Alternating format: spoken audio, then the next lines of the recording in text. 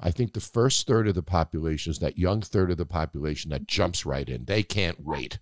They're going to get to bars. They're going to get to restaurants. They're going to go out. They're going to play ball. They're going to do all the things that they want to do. The second third, I'm calling the reserved third. Okay. They're going to watch the actions of the first third. They want to make sure there's no surge in cases. They want to just watch it work for a week or two. And once they get comfortable, then they'll come out. Now we'll have two thirds. The third third, I call the certain third. They're not going out until they're certain that it's okay. Now, they're the older demo. They're also the more affluent demo, which affects retail and stores and all of that.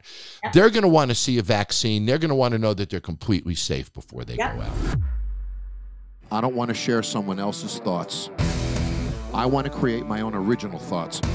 I want to create my own original solutions. I want to look at situations and come up with my own phrasing, my own words, and do it my way. This is the Jon Taffer Podcast. Shut it down. Hello, hello. Well, I'm Jon Taffer. This is my podcast. Welcome. It is, I think, day 46 of my quarantine. And I'm hanging in there. I'm actually feeling pretty optimistic. You know what's interesting? I think when we go through something like this, initially we're in shock. Then we move to panic, right? What's going to happen to us? I'm scared. Then we almost move to a deliberation time where, okay, I'm thinking about this. I'm trying to digest this. Maybe I'm not as panicked as I was. Maybe I'm not as freaked out as I was in the beginning. Maybe there's this third phase of almost just accepting it and starting to deal with it on a day-to-day basis. And then I think there's sort of a fourth phase that we go through, which is, okay, now let's start working on getting out of this. And, you know, when you see the attitudes across the country now, people are starting to open up, right? Wisconsin is starting to open. Georgia is starting to open. Texas is starting to open up. We're starting to see activity around the country. You know, this has given us something to look forward to. And we can all look forward to opening up. Sure, there's going to be social distancing. Sure, things are going to be different. But we're going to get to go out pretty soon. We're going to start to be interacting with each other again pretty soon. And life is going to start to evolve again pretty soon. And we're going to get out of this static place of sitting in our homes to actually being out there and meeting and contributing and working again. And all this is going to happen. And it is in our future. So I know this has been a rough few weeks for a lot of us. It's been a rough few weeks for me too, guys. I've had moments of panic attacks and fear. I've had moments of complete doubt of where I'm going, where our future is going. I've had incredible fears of you know, will television shows happen again? Will this happen again? Will that happen again? I've gone through all of the same things that you have. And sure, I'm worried about finances, and I'm worried about all of these things, and I'm worried about my wife, and I'm worried about my daughter, my grandson. I'm worried about my little doggies. I read an article this morning that dogs now can contract the coronavirus. So all of these things worry me. But now at this stage, I seem to be worrying less and focused on doing more. So I've tried to reinvent myself a little. I'm doing much more shows and digital things than I used to do. I'm doing more social media posts. I'm working much harder on my mixology lines and my seltzer lines and the things that I'm doing that aren't television and media related. So I'm making these changes day to day, and some of them are subconscious. But the important thing is, in my own mind, right now, in a small way, yep, I'm still locked in my house. Yep, I'm still inhibited from doing so many things that I want to do. But yet, in my own way, in my own mind right now, I'm starting to move along. I'm starting to move to the next phase. I'm starting to understand where the next phase might go. I'm starting to see people come back to work again. Yes, I'm starting to see the restaurant business start to work. Yes, I'm starting to see that people will do curbside and will do deliveries, and they will support the industry. And I'm starting to realize, yes, the government stimulus dollars are getting out. And I do know many restaurants that have gotten those dollars. And yes, I know people that are going back to work, and they're going to work in places like Walmart or Amazon, or they're going into delivery services when they used to be servers. And yes, I'm starting to see things happen. Sure, things haven't happened as quickly as we wanted them to. Sure, we were promised testing months ago that didn't happen. Sure, we were promised a number of things that we expected to happen right away. Remember 2 months ago when they said, oh, we'll have testing, you'll drive up, we'll have drive-up testing all over the country. Well, I haven't seen it. So there's many, many things that did not happen. No question about it. And we all have reasons to be frustrated. But think about it. There are many things that are happening. I read this morning that a vaccine just finished its first trial and showed a lot of promise. That's really encouraging. I've read a bunch of reports from my medical work and my people around me that there are treatments that are getting very, very effective. And then there's another big fact. As the amount of cases escalate and we're learning so many more people have had COVID-19, that if many, many more people had it, then the percentage of death is much lower than we initially thought. So the numbers are starting to show some good signs. The movement of society is starting to show some good signs. And I think the attitude of America is starting to move towards, let's get this resolved, let's get back out there, let's get this solved. And I think all of these changes are making a huge difference in a way we're all starting to feel. So I hope you're feeling some of this positive energy. I hope you're seeing that there is light at the end of this tunnel, because I am truly starting to believe this. I am truly starting to believe that restaurants might do better than we thought a few weeks ago. Retail might do a little better than we thought a few weeks ago. And that people really want to get out. We do want to socialize. And when this starts to happen, I think it's going to happen pretty quickly. So I'm a little optimistic today. And all the reading and all the homework and everything that I've studied says to me that maybe our government hasn't done as much as it could, and maybe things should have happened that didn't. But the fact of the matter is, we as a society are ready to move along, and we will. And we'll do that together, and that's pretty exciting. You know, in all of the years that I've been in a hospitality business, and it's always bothered me, I haven't seen very many female managers in the hospitality industry until these last years. You know, and years ago, I owned a big nightclub in Chicago. And I had a manager who worked for me. Her name was Christy Moore. I'll never forget it. If she's listening, she'll smile. And Christy was one of the first female general managers I ever put in charge of a large nightclub years ago that I owned. And Christy did incredibly well. And I learned then that in the nightclub business, women that could come up in that business and make it to a general manager status had a lot of strengths, because it wasn't an easy climb. And because it might not have been as easy a climb for a male manager back in those years, they were sort of tougher. They were sort of stronger. They had ways of managing teams that was different than men. And I started to realize that every person, whether it's a male, a female, old or younger, everybody brings different assets to that management table. The way they go about things, the way they manage. I found that men manage differently than women sometimes. Older people manage differently than younger people. Different ethnic groups even manage differently. They go about things differently. And people from different countries and different originations all also go at management differently. But I can't help it.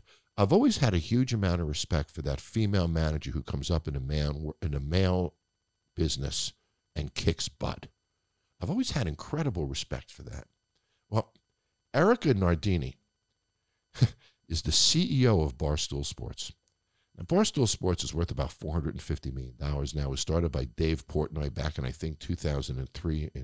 In Boston, it was a betting sheet that he'd hand out in subways. Dave turned it into a pretty amazing entity, and he had Big Cat in Chicago and different Barstool people in all different cities, and it was fragmented all over the country, and they all did their own thing, but they did it under the Barstool banner. And then suddenly an investment company saw some opportunity and invested a bunch of money into Barstool Sports. And they went out and they interviewed over 70 people to find the right CEO of Barstool Sports. Now, if there's a company that I can think of that's male-oriented, it's Barstool Sports.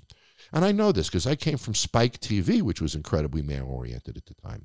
So you'd think that a Barstool Sports, Dave Portnoy, Big Cat, PFT, KFC, all of these guys, if they were to bring a CEO in, you'd almost bet your life on the fact that they would bring a guy in to run Barstool Sports, which is a guy-based media entity. But they didn't. They brought in Erika Nardini. And Erika came from AOL and worked on so many different companies, from Volkswagen to AOL to Microsoft. She was a media monster, and she came in as the CEO of Barstool Sports about 4 years ago. So Erika had to take all these people, fragmented all over the country, bring them into New York City, turn it into a company.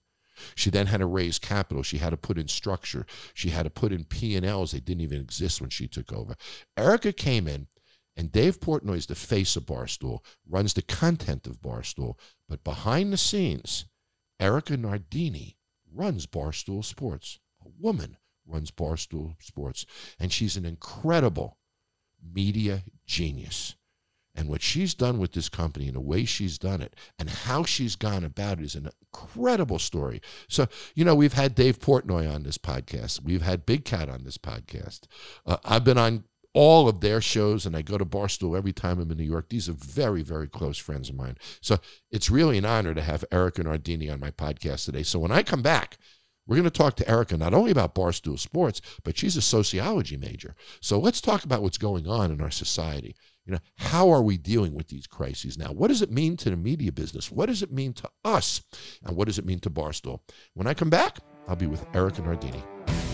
Don't shut down this podcast. Jon Taffer will be right back.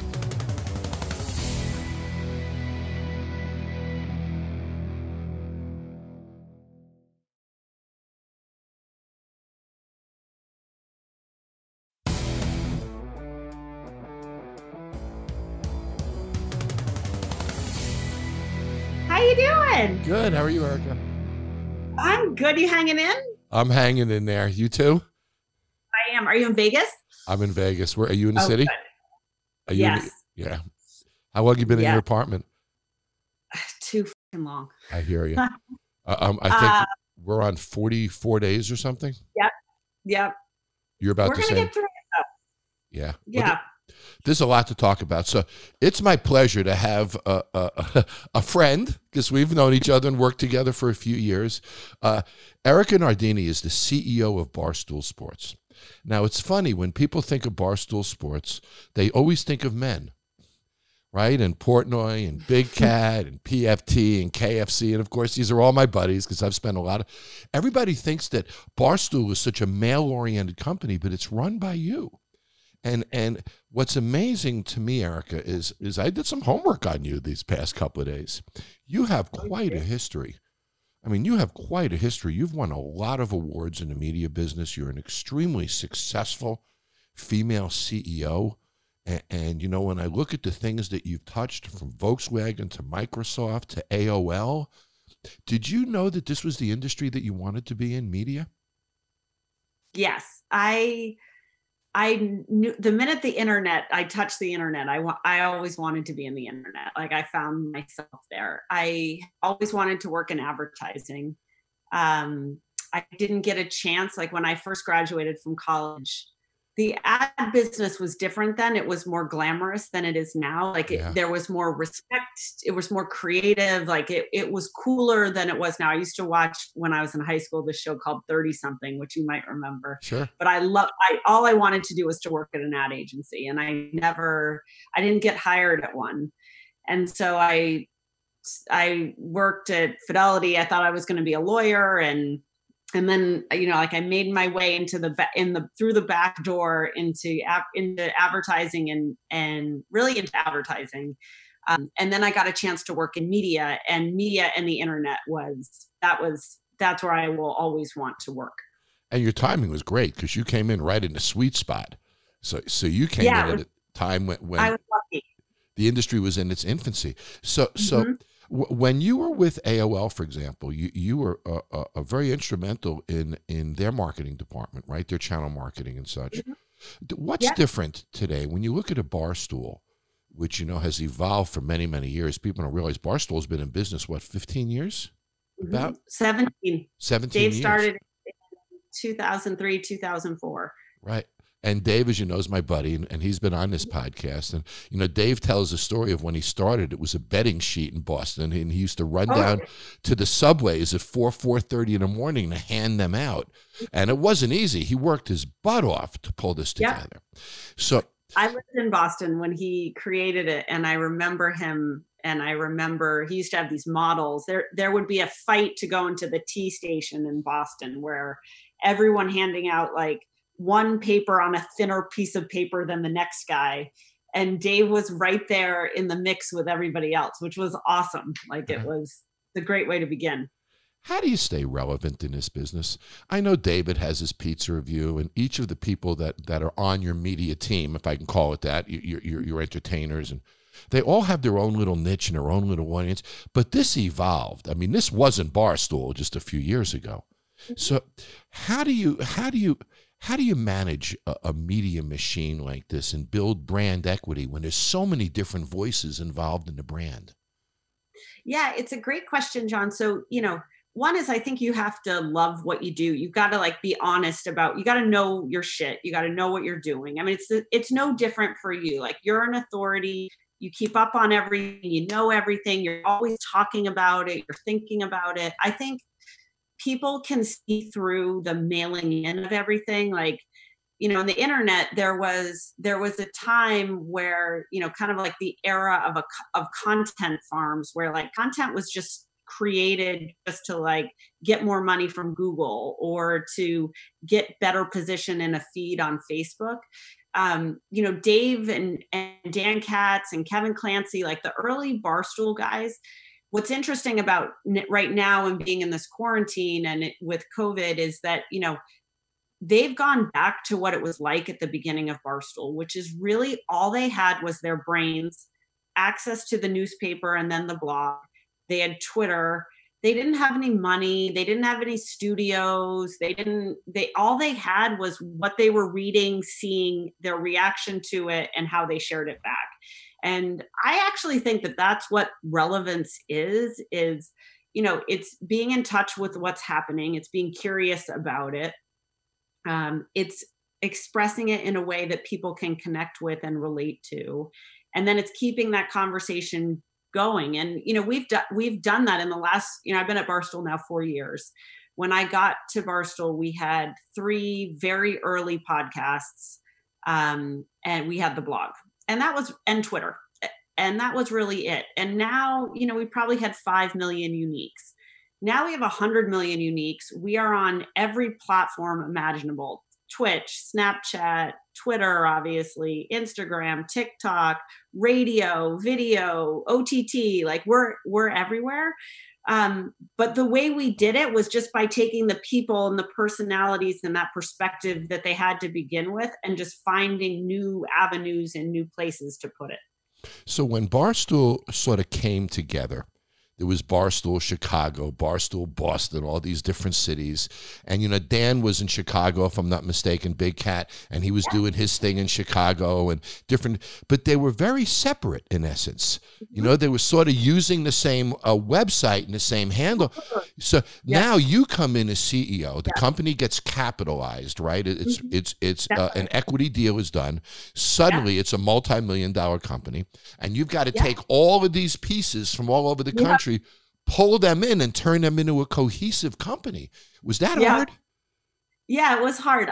I think I've done really not much else besides Barstool in the last 4 years. I mean, they were sick of each other. When they all moved to New York, they were ready to kill each other. They weren't used to being together.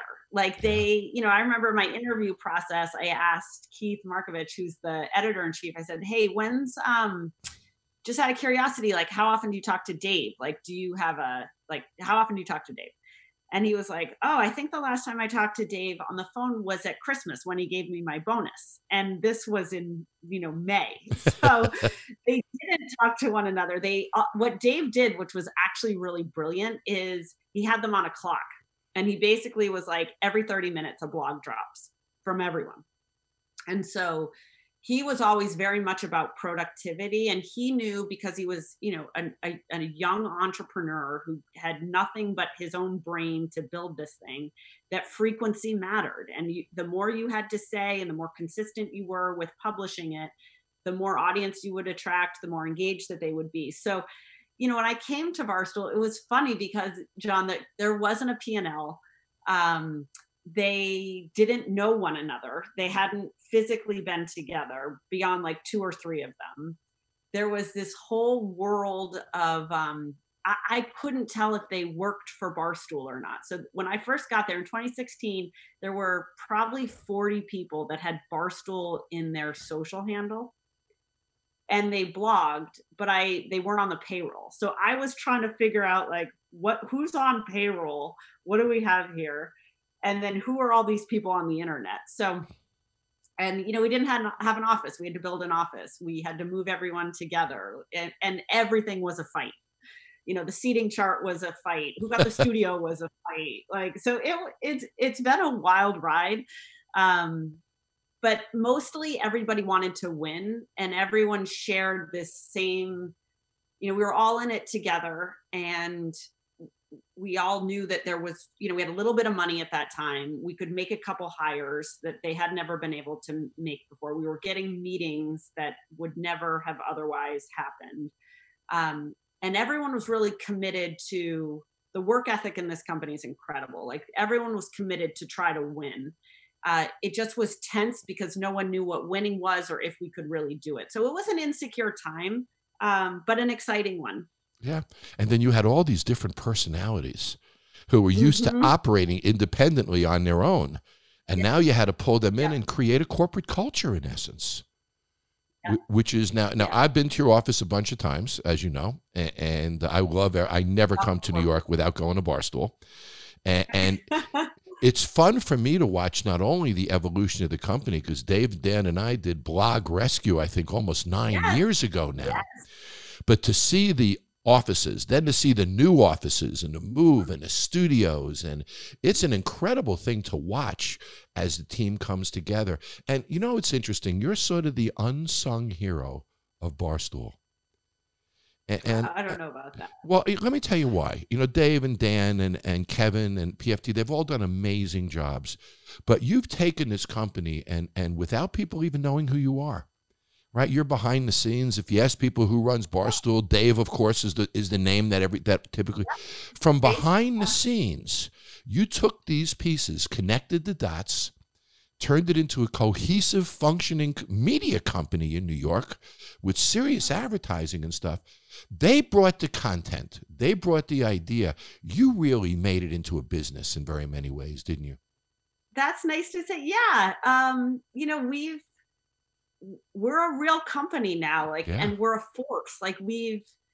And Jon, it's been so nice of you to say, and it's funny to take a step back and look at it, because we're so close to, the thing that's neat about us is that we're pretty hands-on everything. There's not a whole lot of hierarchy at Barstool. Everybody carries the water.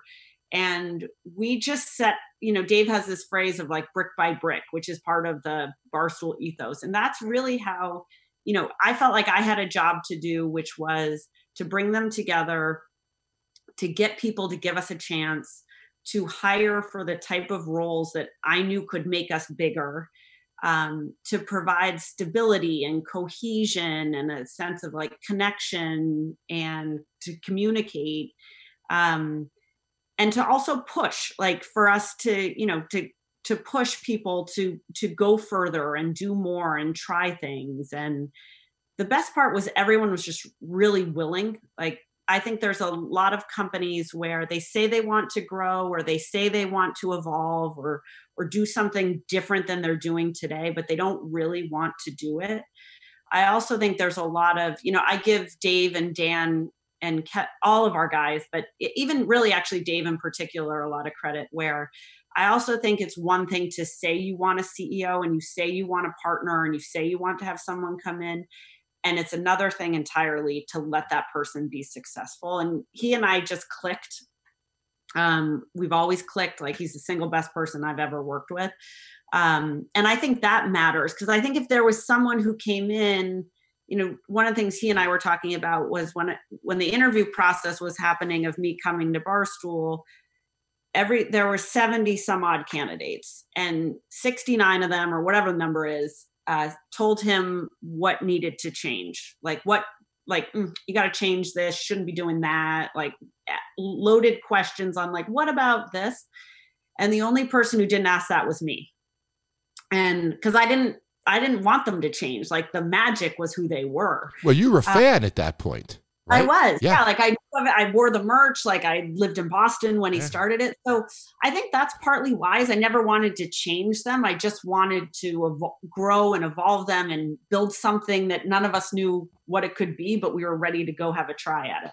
And it's interesting because you've created a separation, if you will, in that Dave runs content, you run the company.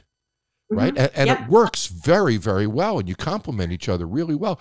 Were people surprised when they hired a female CEO for Barstool? What was the reaction to that initially? It was funny. We just did the documentary. So if you go watch the Barstool documentary, we've gotten to the point in Barstool history where I show up. And so we were going back on that, and I remember David sent an email out announcing that I was coming. And there were very few email. They didn't really use email at that point ever. And it was like, hey, we have a CEO, gasp, it's a chick. Like, yes, yes, she's a woman.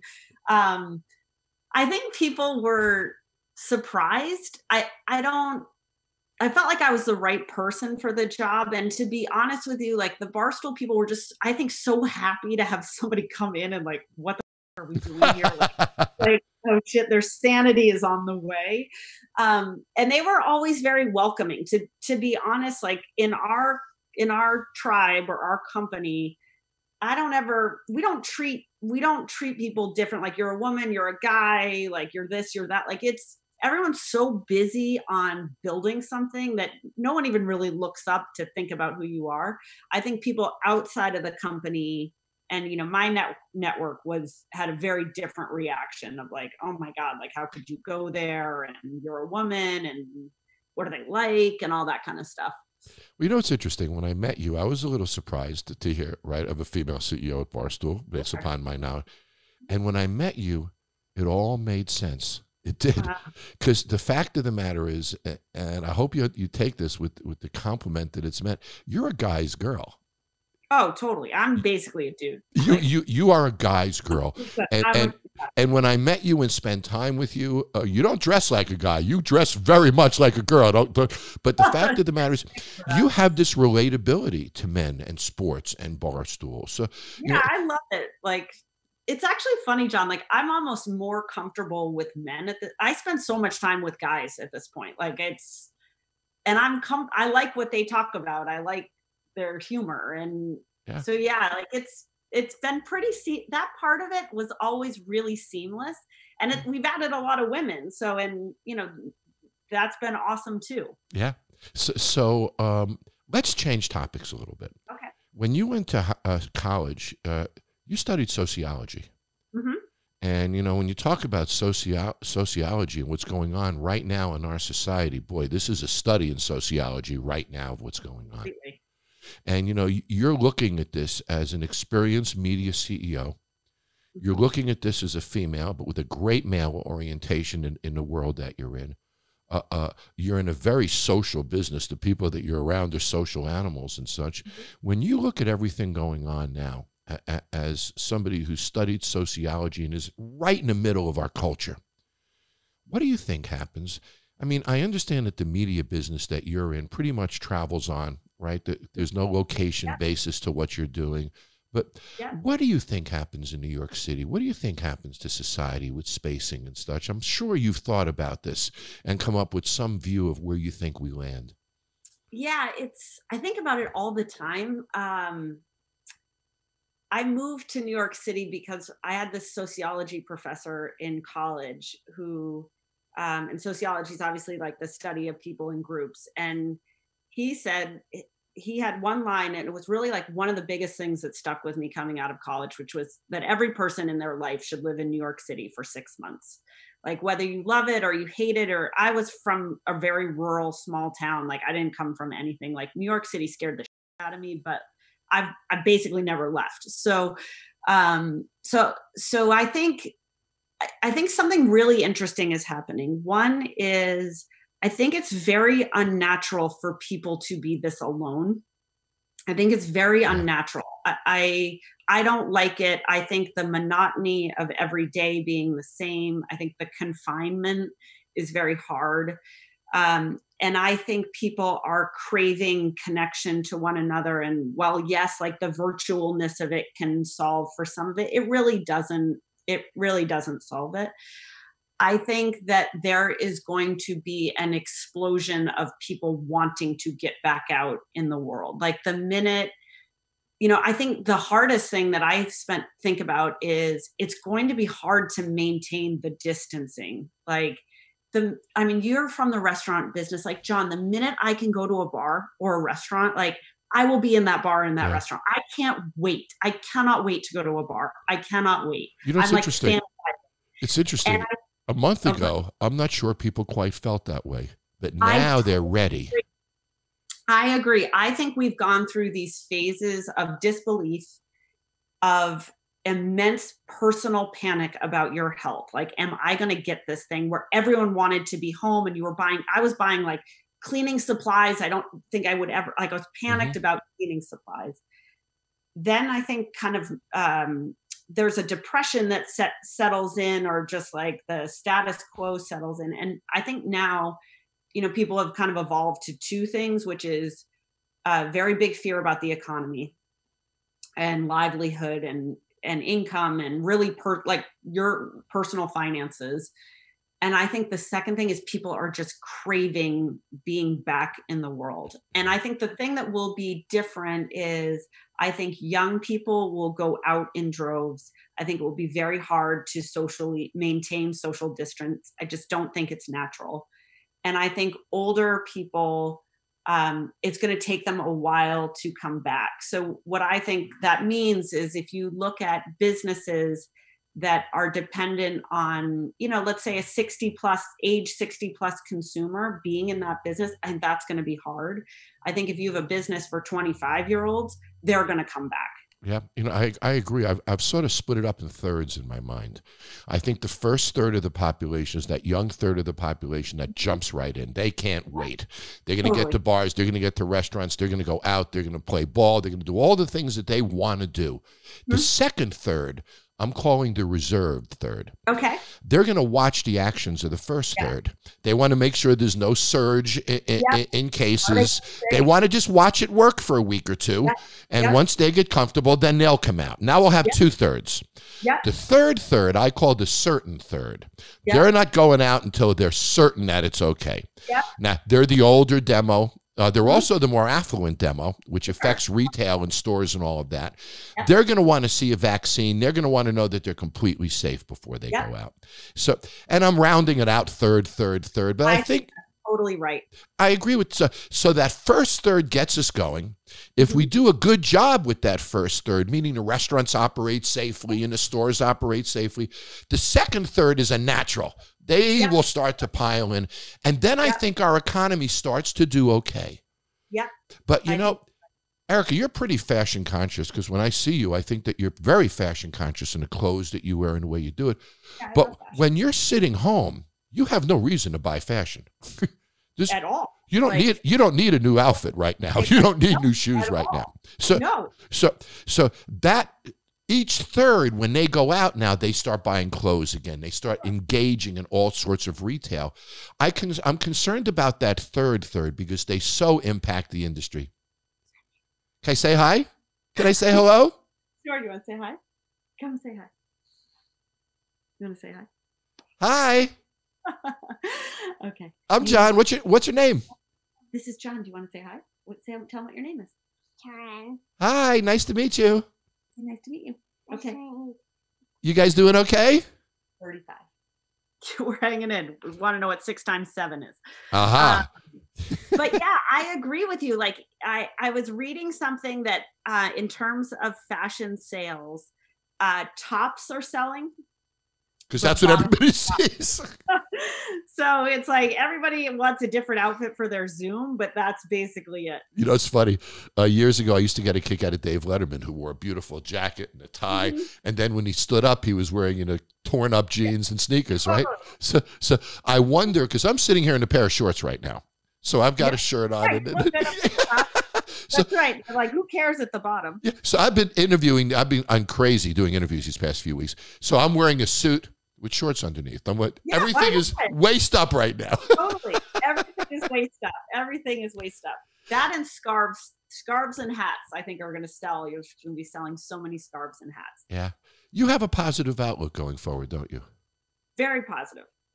And you think our economy bounces back? It takes a little while, but I think it does. Do you? I think like, I'm an American. Like, this is like adversity hits, and like, Americans just get after it. And I'm so optimistic. I think things are going to change. I don't want to spend personally. I think it's very depressing to think about change negatively. You know, it was like after 9/11 happened, you know what I mean? Like 9/11 was horrible. It was horrible in New York City. And then all of a sudden you had to show your ID everywhere. And getting through an airport was far more difficult and far more arduous. And it was a pain in the ass, but you understood why you had to go through all the steps in the And airport. we dealt with it. And we dealt with it. And you moved on, and like that's now normal. So I feel like it's going to take a little bit of time, but I think our country is strong. You know, I look at it for our company, right? Like if I were to use the analogy of what we're doing in our company, is that my feeling is that I have to look at this as a gift. Like there are things that we can do right now, which will set us up to be stronger in the future. And those things are, you know, changing the way we make money, or changing the way we approach our partners, or, you know, and Dave's done this too from the content perspective. You know, he started day trading. He's doing unboxing. He's doing humans are highly adaptable. Companies are highly adaptable. And I think countries can be highly adaptable. And I believe if you have the best minds in this country, politics aside and the bullshit aside, like they're going to figure it out. Like they're going to figure out. I agree. I agree. And they're going to figure out the business. I think right now this is the time when great marketers bubble to the top. Great promoters bubble to the top. I agree. Great operators bubble to the top. Great ideas bubble to the top. And, you know, I think this is a time for people like that to shine. So I'm with you. You know, I am feeling pretty optimistic about where we can go now. Now, we've got to get this medical situation under control, but we're Americans. And we've dealt with this adversity and these struggles our whole lives, personally as well as in cities and areas of our country. So I'm like you. I'm looking forward to the end of this. And I think when this pandemic ends, there's a whole new set of opportunities that begin. Totally. And, you know, Erika, I've always said, being a little older than you, a few years, you know, I come back from the world where meeting a female CEO like you was very rare. There just weren't a lot of you guys out there. And, you know, yes, but, you know, watching you come into this man's world, to this disorganized machine, pulling it together, developing the credibility that you have, and everybody loves you there. People think the world of you. I love them. I have incredible respect for you, Eric. I think you're terrific. I think, you know, watching you run the company, watching you develop, but the friendship that we've created these past couple of years, I'm proud to call you my friend, and I can't wait to see what you do with Barstool these next couple of years. Thank you. I can't wait to see you soon. I hope you come back and see us the minute you can. Oh, of course. And, we love you. We learn so much from you. You give us this jolt. I remember you had come in one time and everyone started whispering to me of like, Jon Taffer's here. And there'd be like a little rumbling around the office because, you know, at that point in time, we didn't get a lot of guests. There weren't like athletes and celebrities rolling around. It was like, Jon Taffer's here. And everybody sits up a little straighter and like walks a little bit more upright and like straightens up their sweatpants or whatever, you know, whatever they were wearing. And I remember a couple of them had read your book. And the big debate was if they could ask you if you would sign it. And it was just very fun. It was cool. You were like one of the first people who had embraced, obviously, Dan and Dave from the very beginning. And we look up to you in terms of how you run your businesses and how you think about the world. And I think that's partly also what just makes us such a vibrant company is we just always want to learn from people like you. And, you know, we want you to tell us what we're doing right and what we're doing wrong. So I'm really appreciative of that. Well, it's like family when I go there. And you guys are pretty good at beating people up, but I never get beat up by Barstool, which is wonderful. Because I feel like it's family when I'm there, every one of them. And you're a big part of it, Erika. This was a pleasure. Thank you so much. Thank you for having me. I appreciate it. Oh, my pleasure. You know, when this pandemic is all over in a few months, I'd love to bring you back. And let's have a little post-pandemic conversation and see where the industry's going as well. Oh, boy, that was fun. You know, a little positiveness goes a long way right now. Erika is bullish on the future. She feels people are going to go back to work. It's going to be an exciting time. You know, every day I agree with her more and more. I think that we're moving in the right direction. I think we are going to come out of this with some energy. And I think people are going to be excited to be back. And I can't wait to see it happen. And it's starting right now. Wisconsin, Texas, Georgia, they're starting to open up this great opportunity. So here's what we need to do. We need to be safe. We need to respect social distancing. We need to wear our masks. We need to protect the fact that we're opening up now. We don't want to close up again. We don't want to have surges. So together, we have to manage this opening, and we can do it. If we're respectful of each other, distancing, masks, washing our hands, all the things we've heard 1,000 times the past 2 months, together, we can make this reopening work. I want you to support our businesses. Please, tonight, call a restaurant for a delivery if you can. Please call a restaurant for delivery if you can. If we all do that tonight, all of us, everybody listening, we can make an impact tonight just by ordering food from the restaurant. And if you can order a gift card, please do that. And if you're going to buy a gift card from your local restaurant, which is very important, please go to shift4cares.com. At Shift4Cares, SHIFT 4cares.com.